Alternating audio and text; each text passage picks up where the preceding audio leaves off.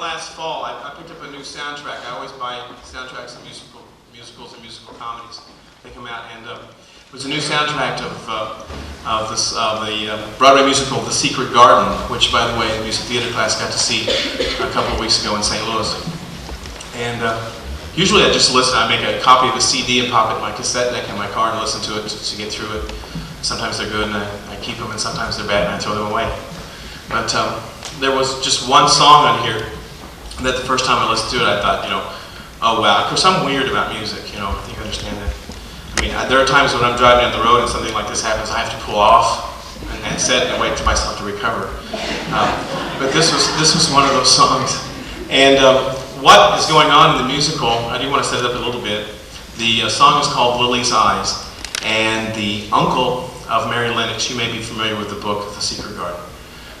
The uncle of Mary Lennox, Archibald, has just really experienced Mary for the first time, and he looked into her eyes and noticed that they were just like the ones of his departed wife who had died. And this song is *Lilly's Eyes*, and it really states that he can't stand to look at her eyes because they remind him so much of his wife. And Neville, his brother, who we find also had a passion for his wife, and is also seeing in those eyes.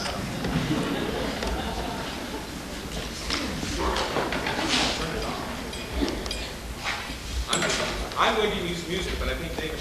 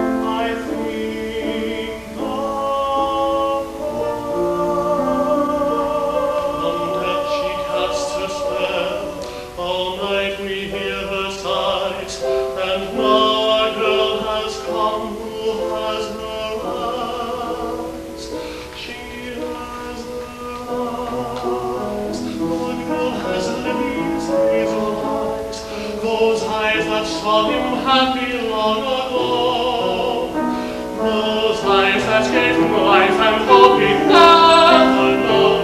How